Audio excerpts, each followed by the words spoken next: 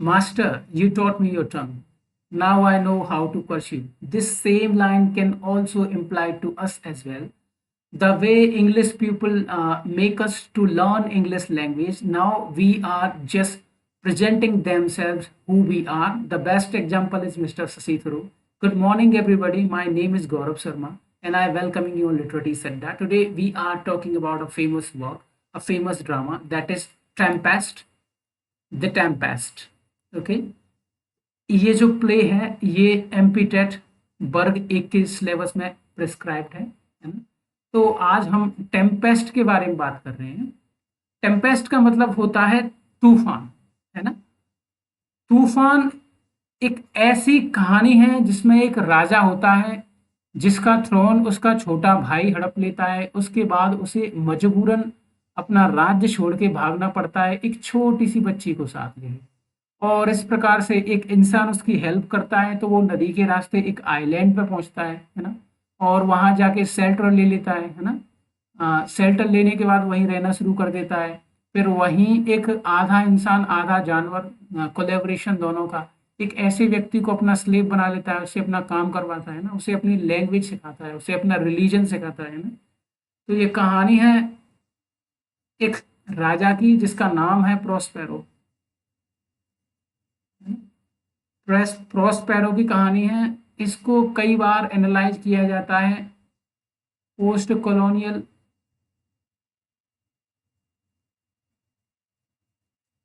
Theory के साथ में, है ना। सुनिए कैसे पोस्ट कॉलोनियल थ्योरी ऐसे, इसमें एक कैरेक्टर है जिसका नाम है कैलिबन, है ना। कैलिबन ना तो इंसान है ना जानवर है। प्रॉस्पेरो के आइलैंड पे, प्रॉस्पेरो जो प्रोटोगोनिस्ट है हमारा, उसके आइलैंड पे पहुंचने से पहले वहां पे राज करती थी कैलिबन की माँ। तो कहीं ना कहीं अल्टीमेटली कैलिबन हुआ उसका प्रिंस आइलैंड का, है ना। ठीक है। और ये प्रोस्पेरो वहां पहुंच जाता है, उसकी माँ की डेथ हो जाती है कैलिबन की। उसके बाद में ये आके इस आइलैंड पे कब्जा कर लेता है प्रोस्पेरो, और कैलिबन को बना लेता है अपना नौकर। इस प्रकार से ये कहीं ना कहीं इस आइलैंड को कॉलोनाइज कर रहा है। कॉलोनाइज कर रहा है, कॉलोनाइज से तात्पर्य उस पर राज कर रहा है, उस पर शासन कर रहा है ना। और ये कॉलोनी हो गई इसकी आइलैंड, और कॉलोनाइज हो रहे हैं कैलिबन बाबू, है ना। उसके बाद में से लैंग्वेज सिखा रहा है ना, इसको ढंग से रहन सहन सिखा रहा है, बात करने का तरीका सिखा रहा है, रिलीजन सिखा रहा है। कहीं ना कहीं यदि आप इस बात को इंडियन कॉन्टेक्स्ट में जोड़ के देखो तो जो इंग्लिश पीपल थे, जब ईस्ट इंडिया कंपनी इंडिया में आई, धीमे धीमे ईस्ट इंडिया कंपनी का जो है का वर्चस्व बढ़ने लगा इंडिया में। ठीक है, वर्चस्व बढ़ने लगा तो इन लोगों ने अपनी लैंग्वेज सिखाने का प्रयास किया। हम इंडियंस को हमें खाने का मतलब तहजीब सिखा रहे थे। कहीं ना कहीं ये हमें कॉलोनाइज करने की कोशिश कर रहे थे, है ना। इंडिया को इन्होंने अपनी कॉलोनी बना लिया, बिल्कुल प्रोस्पेरो की तरह। प्रोस्पेरो जबरदस्ती से घुस गया, ऐसे ही अंग्रेज जबरदस्ती से इंडिया में घुस गए। धीमे धीमे करके जैसे प्रोस्पेरो ने अपना स्लेव बना लिया था किसको, कैलिबन को, बिल्कुल उसी प्रकार इंडियन पीपल, इंडियन फोक को कॉलोनाइज करके स्लेव बनाने की कोशिश कर रही थी ईस्ट इंडिया कंपनी। तो कहीं ना कहीं इन दोनों का कंपैरिजन किया जाता है, इसीलिए इसको पोस्ट कॉलोनियल स्टडी में भी पढ़ा जाता है ना। समझ रहे हैं ना आप मैं क्या कहना चाह रहा हूँ। तो ये जो बेस्ट एग्जाम्पल है कैलिबन, है ना, इसका पोस्ट कॉलोनियल थ्योरी से। मैंने कॉन्टेक्स्ट इंडिया के में इसको आपको बता दिया है। अब एक प्रमुख बात जो है वो ये है, हमको पता होना चाहिए ये जो वर्क है ये हवा में से तोड़ के आ नहीं गया हुआ। शेक्सपियर कहीं ना कहीं से प्रभावित तो हुआ हुआ इसको लिखने के लिए, है ना। तो उससे संबंधित मैं आपको कुछ तथ्य बताना चाहता हूँ कि शेक्सपियर कहाँ कहाँ से इन्फ्लुएंस हुआ इन वर्क्स को लिखने के लिए। देखिए, बहुत पुरानी घटना है एक्चुअली, पुरानी घटना है ये। 1609 के आसपास एक शिपरेक हुआ था, जो शिप बारमूडा से वर्जीनिया की तरफ जा रहा था, है ना। तो ये जो घटना थी शिपरेक की, ये शेक्सपियर को इन्फ्लुएंस कर गई, है ना। और उन्होंने अपने प्ले का, टेम्पेस्ट का,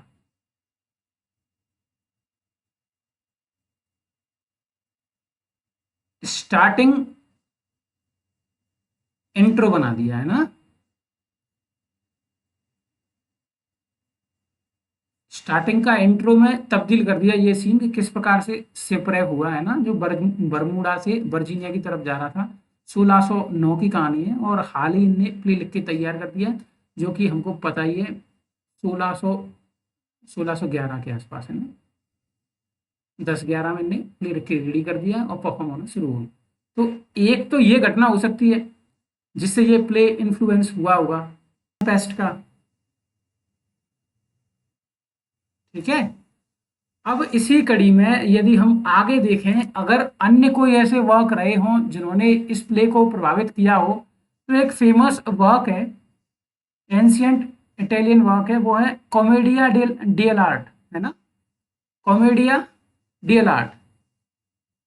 तो ये, इसमें दो कैरेक्टर्स हैं, एक मैग्नस है और उसकी डॉटर है ना।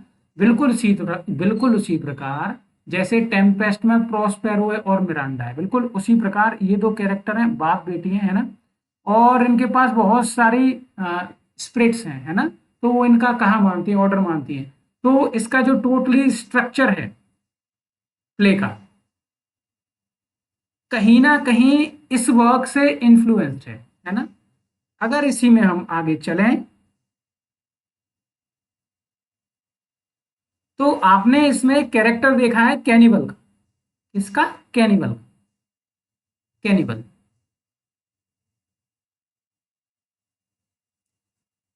कैनिबल तो मॉन्टेन है, मिशेल डी मॉन्टेन, वो फादर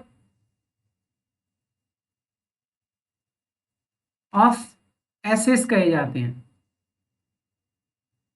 ठीक है। सबसे पहले किसी भी लैंग्वेज में उन्होंने ऐसे लिखना शुरू किया, है ना। मिचेल डी मॉन्टेन के द्वारा एक फेमस वर्क है ऑफ कैनिबल्स।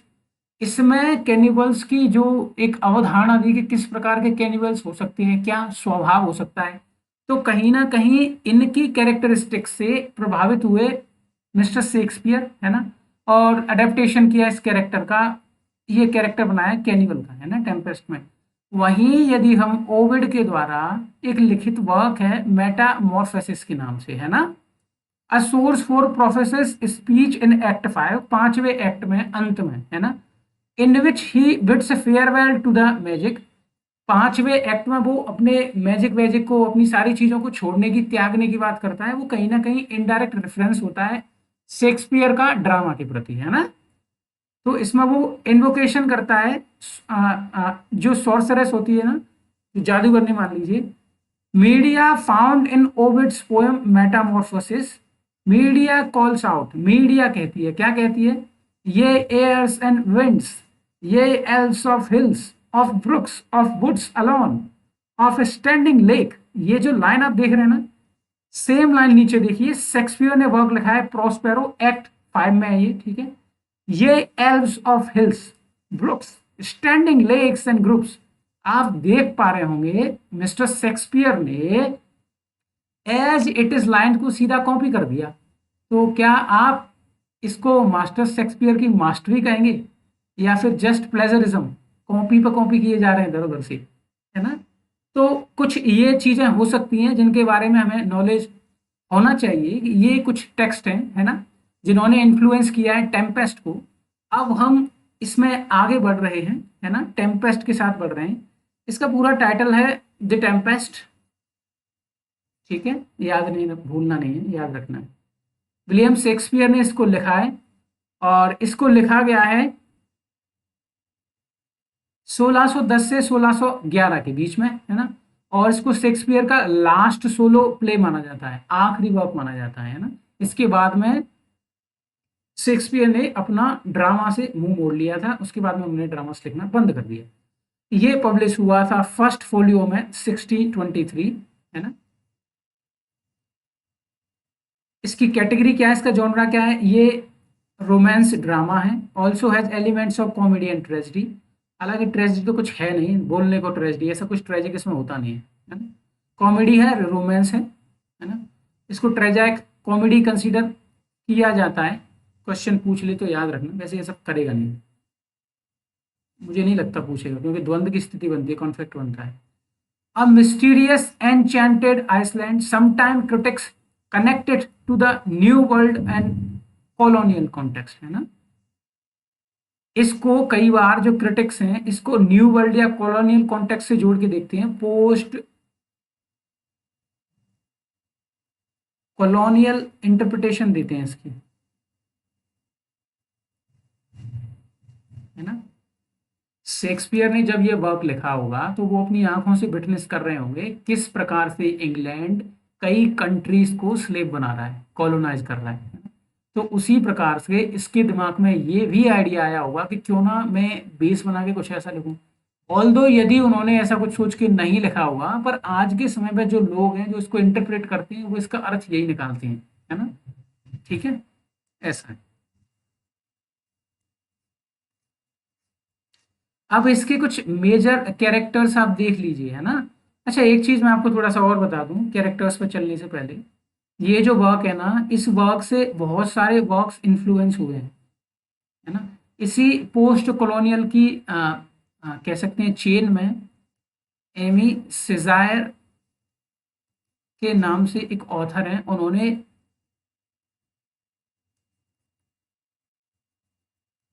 करके एक वर्क लिखा है ना।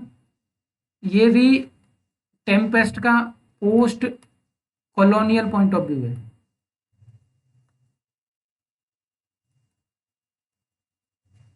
ठीक है, एम से जाएंगे। साथ ही साथ में इसमें आप और आगे बढ़ेंगे ना तो आप देखेंगे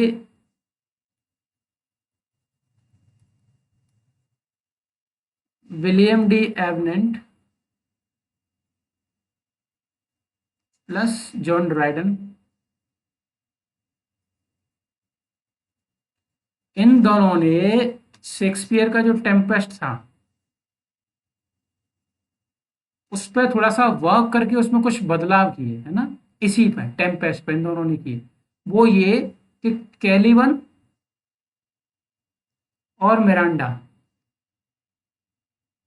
इन दोनों के सिबलिंग्स के बारे में बताया है। ठीक है, याद रखना, मैं आपको बता रहा हूँ। अगर इस पे और रीवर्किंग की आप बात करें तो एक मॉरिशियन राइटर है ना, उनका नाम है देव वरहस्वामी।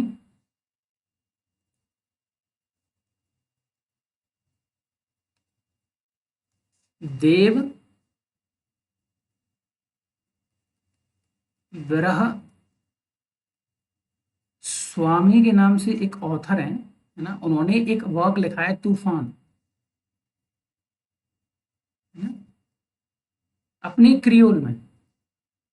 क्रियोल एक छोटे लेवल पे बोली होती है ना अपनी क्रियोल में, और इसको यूजीसी नेट में कई बार पूछा है।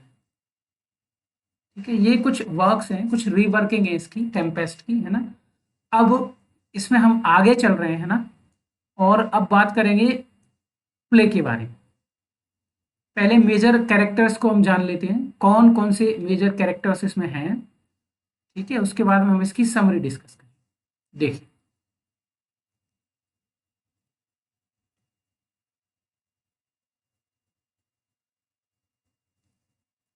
प्रोस्पेरो इसका मुख्य कैरेक्टर है ना। इसका रोल क्या है प्ले में? राइटफुल ड्यूक ऑफ मिलान, ये एक समय पे ड्यूक हुआ करता था मिलान नाम की सिटी में, ये इटली में, है ना। ये प्रोटागोनिस्ट है इसका। फादर ऑफ मिरांडा, ये मिरांडा का फादर है ना। ये मैजिशियन है, मैनिपुलेटिव है, किसी को भी मैनिपुलेट कर सकता है जादू के दम पे। ऑल्सो प्रोटेक्ट भी करता है ना। कंट्रोलिंग येट अल्टीमेटली फॉरगिविंग, है ना। कंट्रोल, जैसे उदाहरण के तौर पे जो कैलिवन नाम का कैरेक्टर है वो रेप करने की कोशिश करता है, किसको? मिरांडा को। तो ये बाद में, पहले तो शुरू में इसको बहुत कंट्रोल करता है, बहुत परेशान करता है ना, लेकिन बाद में उसको ये माफ भी कर देता है। तो ये इसकी कुछ कैरेक्टरिस्टिक्स हैं इसकी प्रोस्पेरो, ठीक है। अब इसकी बैक स्टोरी क्या है, इसके जीवन की पुरानी पिछली कहानी क्या है इस आइलैंड पे आने से पहले, वो ये betrayed by his brother Antonio, ये जो एंटोनियो है ना, इसने गद्दी हड़प ली प्रोस्पेरो की, ठीक है, विद अलोंसोस हेल्प। अलोंसो एक और व्यक्ति है ना, जो राजा है कहीं दूसरी जगह का, जिसके बारे में भी पता चलेगा। उसके बाद में प्रोस्पेरो को एग्जाइल होना पड़ता है मिरांडा के साथ में। फिर उसके बाद में ये एक आइलैंड पे पहुंचता है बुक्स के साथ, है ना, तो वहां से बुक्स से ये मैजिक सीखता है और फिर वहां एक आइलैंड का राजा बन जाता है, कंट्रोलर बन जाता है, ठीक है। एक्शन की बात करें, रेजेस द टेम्पेस्ट, शुरुआत में जब प्ले शुरू होता है तो ये टेम्पेस्ट रेज करता है, तूफान उठाता है समुद्र में। सिपरैक हिज एनिमीज, जो जो जहाज होता है ना, पानी वाला जहाज, उसमें सिपरैक करवा देता है उसको, मतलब ऐसे ऐसे तोड़ फोड़ उसमें हो जाती है, तो ये सब लोग जो भी एनिमीज होते हैं वो इधर उधर हो जाते हैं। कंट्रोल्स एरियल, एरियल इसकी एक स्पिरिट है। इसी प्रकार का नाम हमको मिलता है अलेक्जेंडर पोप के द्वारा, एक वर्क है रेप ऑफ द लॉक, ठीक है, तो उसमें भी एरियल देखने को मिलता है ना। चलो,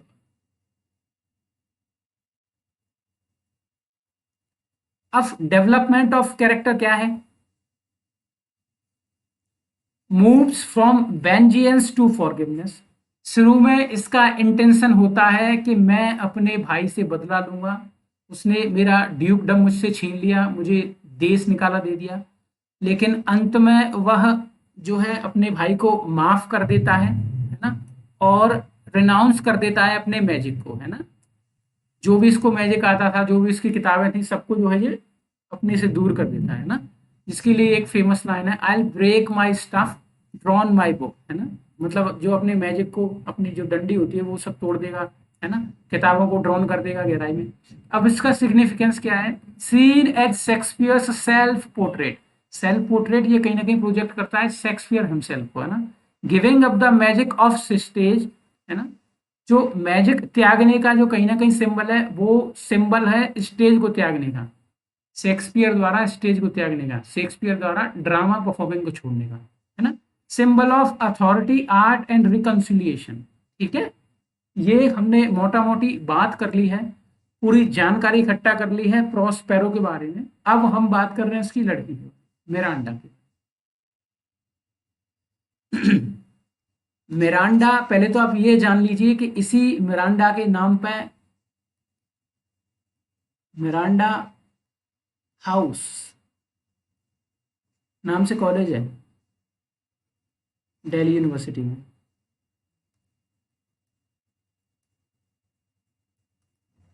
ठीक है, याद रखना।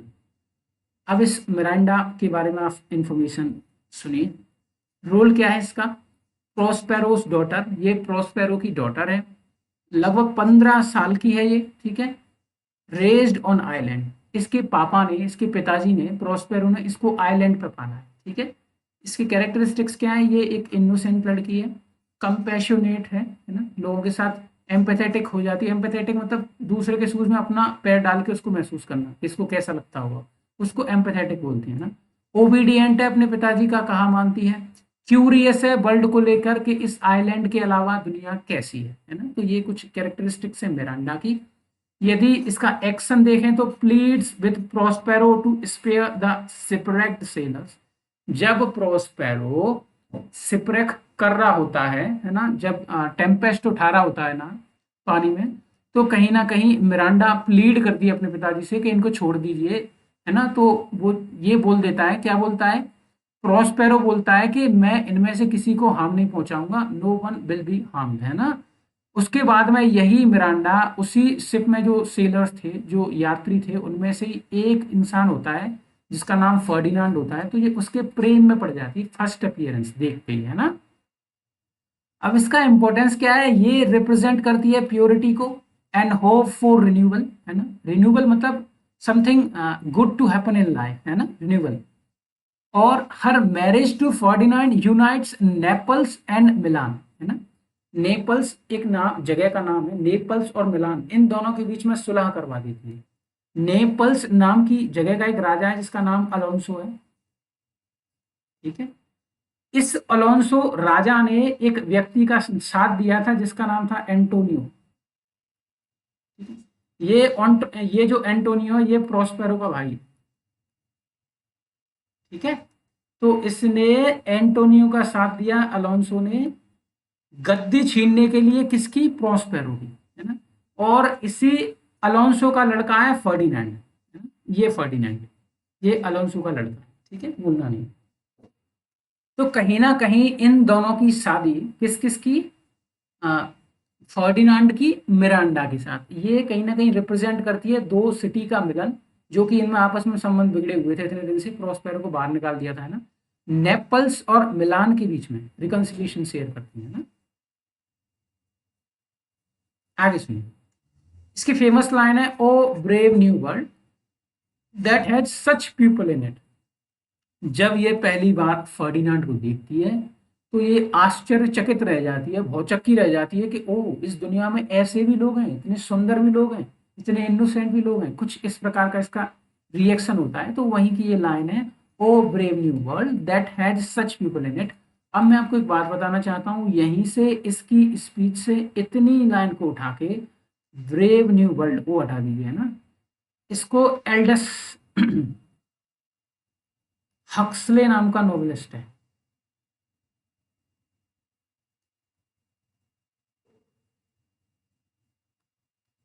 ना, उसने नोवेल लिखा है इस नाम से, ब्रेव न्यू वर्ल्ड के नाम से, है ना, याद रखो। वैसे तो पूछेगा नहीं, पर कभी पूछ ले तो आपको पता होना चाहिए।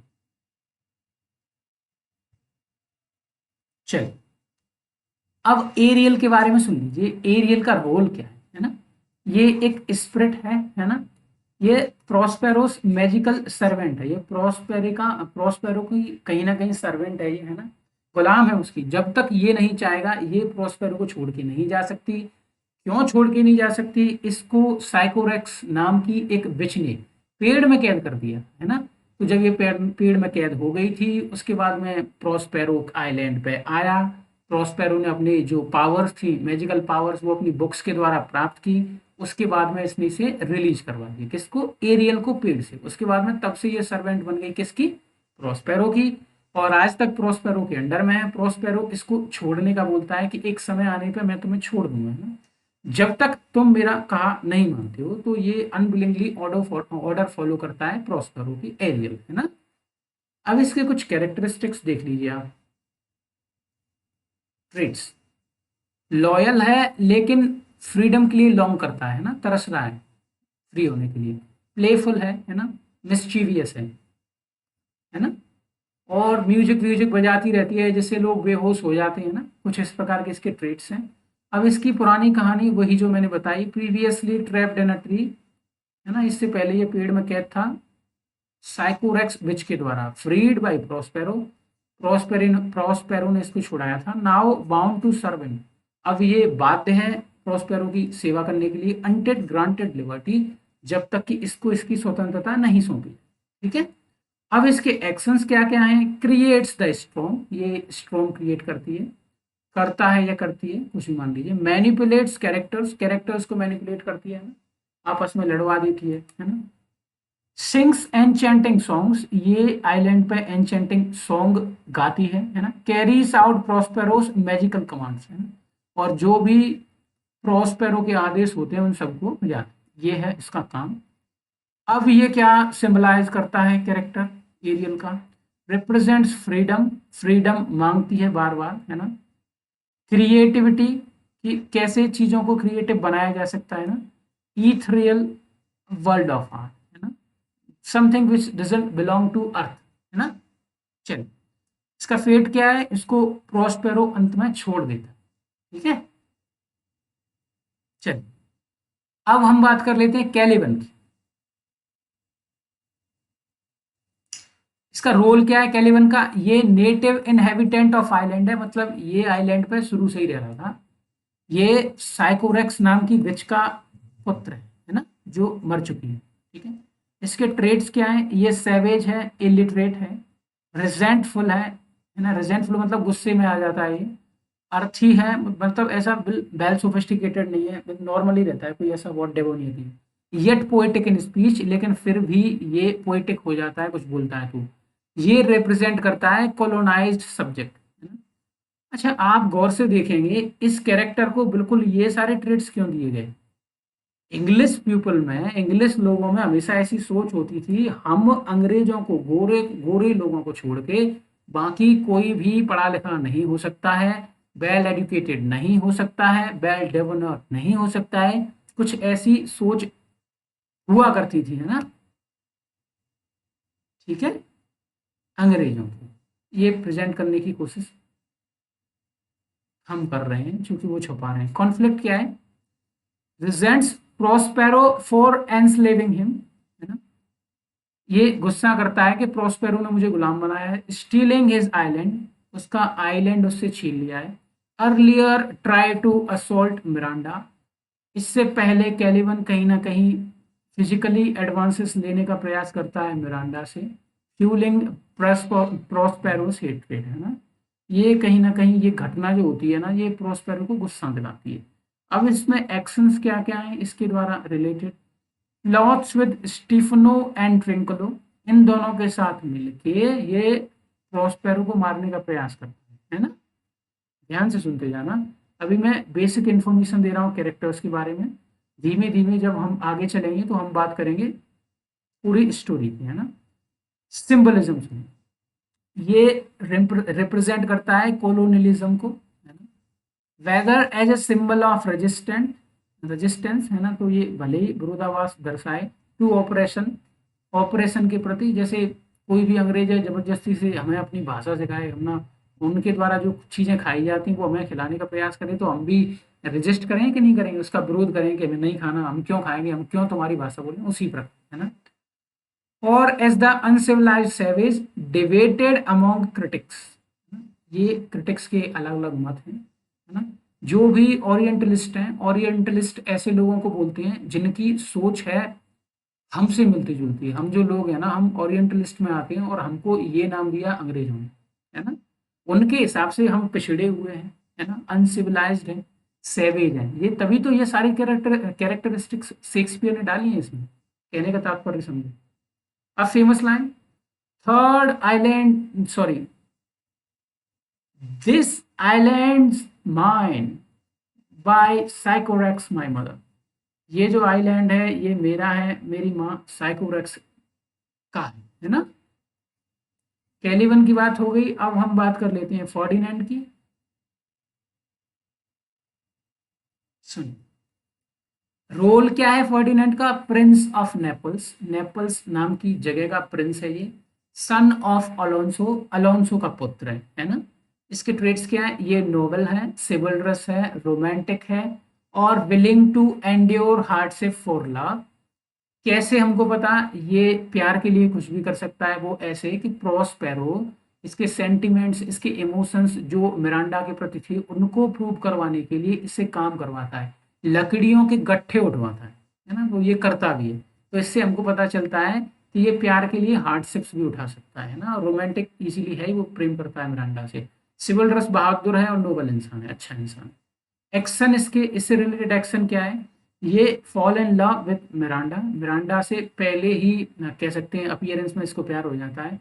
Proves his loyalty by carrying locks, locks वही लकड़ी के गट्ठे, आफ्टर मैरिज, है ना। तो ये उससे शादी भी कर लेता है। ये इससे रिलेटेड एक्शंस हो गए। अब हम इसी कहानी में आगे चल रहे हैं, सुनो। इसका इंपॉर्टेंस क्या है? His union with Miranda symbolises political reconciliation between Naples and Milan, है ना, शुरू में ही पता। चलो आगे।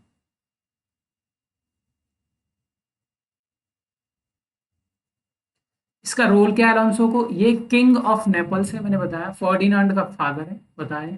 इसके ट्रेड्स क्या क्या है? पावरफुल है, ठीक है। पावरफुल तो किंग है तो पावरफुल होगा, गिल्टी कैसी है? ये गिल्टी ऐसे है, शुरुआत में इसने मदद की थी प्रोस्पेरो के छोटे भाई की किंगडम हड़प लेने में। बाद में जब इसका लड़का इसकी आंखों से ओझल हो जाता है, इसको लगता है मेरा लड़का डूब के मर गया, उसके बाद में इसको कहीं ना कहीं गिल्ट होने लगती है कि मैंने पाप किए, मैंने प्रोस्पेरो का किंगडम हड़पवाया है, इसलिए ये मेरे साथ हो रहा है, इसलिए ये गिल्टी भी है और रिग्रेटफुल भी है। ठीक है, अल्टीमेटली इसको अपनी गलती का पछतावा हो जाता है, बाद में इसके पुत्र को इससे वापस मिलवा देता है प्रोस्पेरो। अब अलोंसो की बैक स्टोरी क्या है वो सुन लो। हेल्प्ड एंटोनियो, एंटोनियो छोटा भाई है किसका, प्रोस्पेरो का। ठीक है, उसके बाद में ये असर्व कर लेता है, अ, हड़प लेता है प्रोस्पेरो का ड्यूकडम, है ना, एंटोनियो, है ना, किसकी हेल्प से, अलोंसो की हेल्प से। ठीक है, अब कैरेक्टर डेवलपमेंट्स क्या क्या है। बिलीव्स फर्डिनांड इज डेड, ये समझता है फर्डिनांड नो मोर। सफर्स गिल्ट, इसको सफरिंग होती है कि मैंने क्या कर दिया, है ना, मैंने पिछले समय में कुछ गलत किया है तभी आज मेरे साथ ये हो रहा है।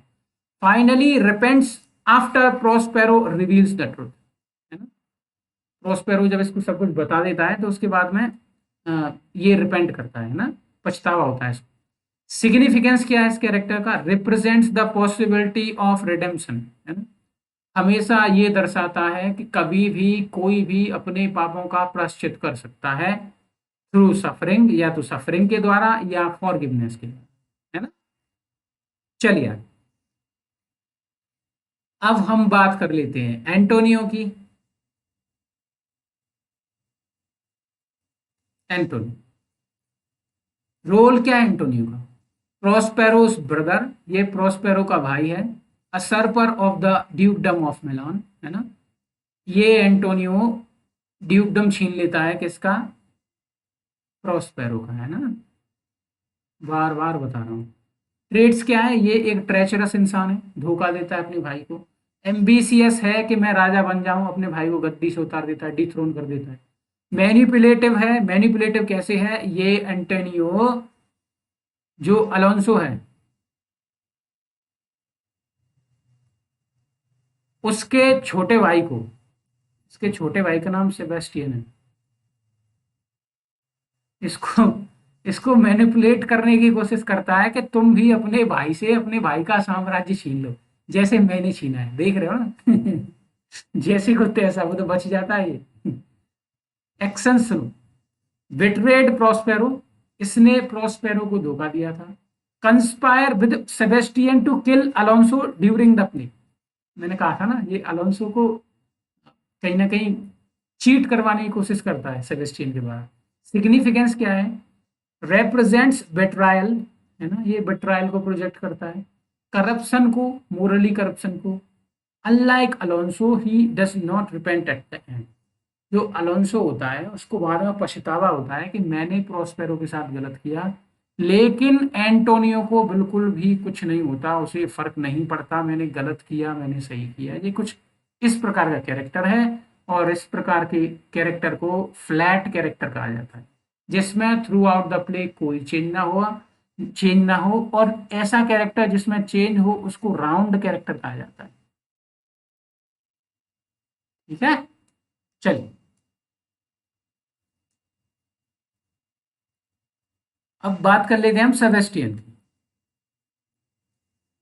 रोल क्या है, अलोंसो का भाई है ये, है ना। ट्रेट क्या है, डर, मतलब डर जाता है, और ग्रीडी है अपने भाई के एम्पायर को लेने के लिए।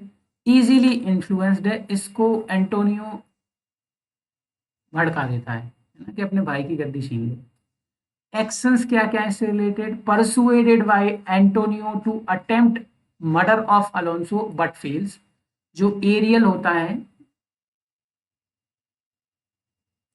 वो कहीं ना कहीं जो है जगा देता है किसको, गोंजालो को।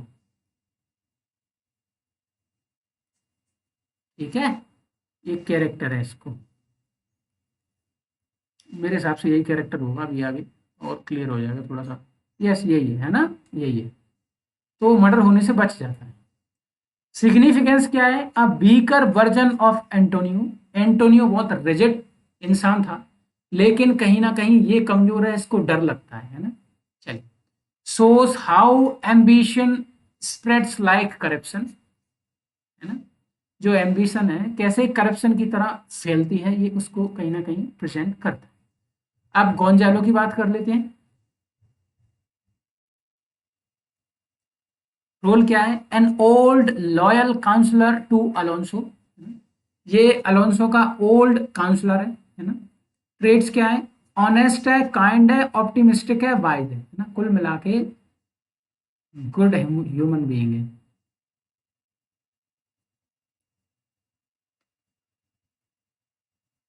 ठीक है। एक्शन क्या क्या है गोंजालो की? helped Prospero and Miranda survive exile by secretly providing books and provisions. जब प्रोस्पेरो और प्रोस्पेरो के साथ मिरांडा, जब इनको देश निकाला दिया गया था, तो उस वक्त एक ही व्यक्ति था जो इनकी हेल्प कर रहा था, वो था गोंजालो, है ना। ये इनको चीजें देता है, इनको एक राफ्ट मुहैया करवाता है, एक छोटी सी बोट, है ना, उसमें ये जादू की जितनी किताबें होती हैं वो, और साथ ही साथ में खाने पीने का सामान भी जो इनको देता है ना। सिग्निफिकेंस क्या है इस कैरेक्टर का? सिंबल ऑफ गुडनेस, है ना, ये गुडनेस को सिंबलाइज करता है। Loyalty to the king and hope, आशा को रिप्रेजेंट करता है। Represent the moral conscience of the play, कि व्यक्ति को कितना मोरल होना चाहिए अपने लोगों के प्रति, ये कहीं ना कहीं इसको प्रोजेक्ट करता है। अब हम आगे चल रहे हैं, दो और कैरेक्टर्स हैं अपने, सुन, स्टेफनो एंड ट्रिंकुलो। ठीक है, रोल क्या क्या है इनके? ड्रंकन बट कॉमिकल कैरेक्टर्स, पीते हैं और कहीं ना कहीं कॉमिक रिलीफ देते हैं ये ड्रामा में। स्टेफनो का जो प्रोफेशन है वो बटलर है। बटलर होता है एक स्पेशल विशेष प्रकार का जो खाना सर्व करते हैं, उनको बटलर बोलते हैं ना। फ्रेंकलो जेस्टर है। जेस्टर बोले तो फूल मान लीजिए ना, फूल, फूल कोई भी जोकर, है ना। तो ये दोनों का प्रोफेशन है, याद रखना, भूलना मत। स्टेफनो बटलर है, ट्रिंकलो जेस्टर है, पर काम दोनों जेस्टर के ही करते हैं ना। अब ट्रेट क्या है? दोनों के दोनों फूलिश हैं, दोनों के दोनों ग्रीडी हैं, इजीली मैनिपुलेटेड बाय कैलिवन। ये क्या होता है, जब सिपरेक हो जाता है तो सब इधर उधर स्कैटर हो जाते हैं, स्कैटर होने के बाद में ये कैलिवन से मिलते हैं, है ना। तो उसके बाद में कैलिवन इनको सपने दिखाने लगता है कि मैं आ, तुम्हें यहाँ का राजा बना दूंगा, मेरी हेल्प करो प्रोस्पेरो को बीट करने में, है ना, ऐसा कुछ। अब एक्शन क्या है? Join Caliban in plotting to overthrow Prospero, ये प्रोस्पेरो को, सॉरी, ये कैलिवन के साथ ज्वाइन करते हैं स्टेफनो ट्रंकलो प्रोस्पेरो को मारने के लिए, but their drunken foolishness causes floor failure, है ना, कहीं ना कहीं फिर इनको फेल्यूर होता है। चलिए, सिग्निफिकेंस क्या है? Provide comic relief, parody the theme of ambition and rebellion, है ना, ये दोनों प्रोजेक्ट करते हैं। चलिए, साइकोरेक्स ऑफ स्टेज का मतलब है एक ऐसा कैरेक्टर जो थ्रू आउट द प्ले कभी आगे आया ही नहीं, कोई उसका एक भी डायलॉग नहीं हो, ऐसे कैरेक्टर को ऑफ स्टेज कैरेक्टर के नाम से जाना जाता है। ठीक है। चलिए, रोल क्या है? कैलिवन की माँ है ये, है ना, a dead which mentioned in the play, है ना, ये मरी हुई विच है जिसका मेंशन किया जाता है। सिग्निफिकेंस क्या है?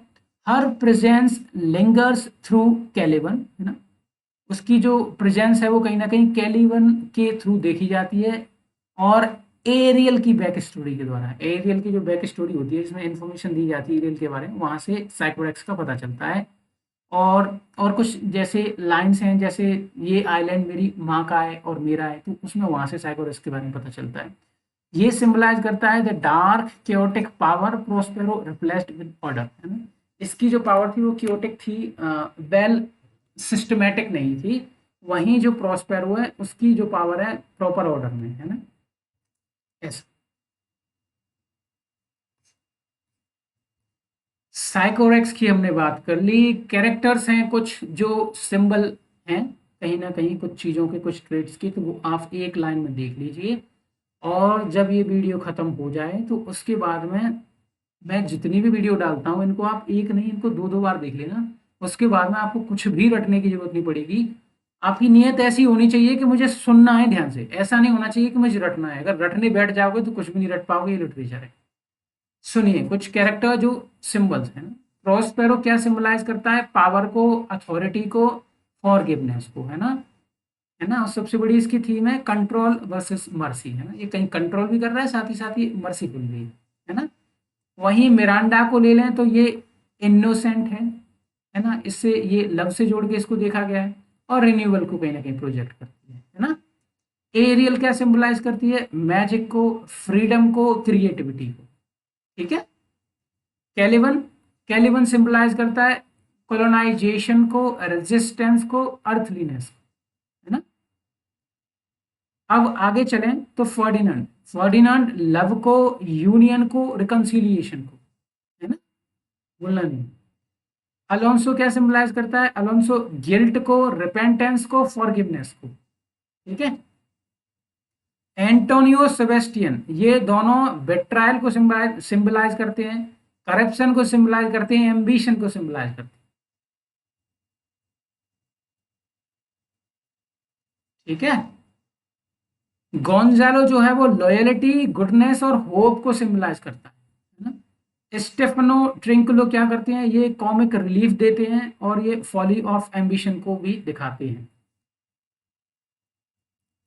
यहाँ तक हमने कैरेक्टर्स के बारे में भी बात कर ली है। मैं समझता हूँ इस लेक्चर को मैं यहीं छोड़ता हूँ और अगली बार हम अगले लेक्चर में आपके साथ फिल्म मिलेंगे। तब तक के लिए बहुत बहुत धन्यवाद। मैं गौरव शर्मा आपको धन्यवाद प्रेषित करता हूँ। हम अगले लेक्चर में अगली बार मिलेंगे।